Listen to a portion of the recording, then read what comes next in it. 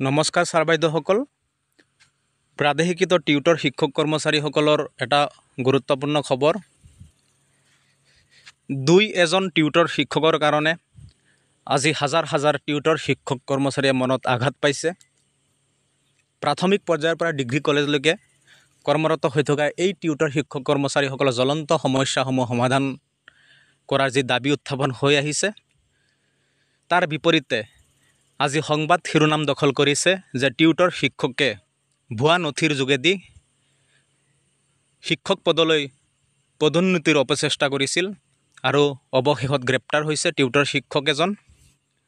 শিক্ষাখণ্ডত ভুৱা নথিৰ বৃহৎ কেলেংকাৰী, শিক্ষামন্ত্ৰীয়ে গুৰুত্বপূৰ্ণ মন্তব্য কৰিছে। খন্তেক সময় পিছত শিক্ষামন্ত্ৰীৰ মন্তব্য আমি আপোনালোকক শুনোৱাম। শিক্ষামন্ত্ৰী মহোদয়ে ক'লে যে এই গোচৰ ইতিমধ্যে CIDৰ হাতত অৰ্পণ কৰা হৈছে। CIDয়ে তদন্ত কৰিব যে শিক্ষক কৰ্মচাৰীসকলে কেনেদৰে ভুৱা নথি পত্ৰ জমা কৰি শিক্ষক পদলৈ পদোন্নতিৰ বাবে অপচেষ্টা কৰিছিল আৰু বিহিত ব্যৱস্থা হাতত ল'ব।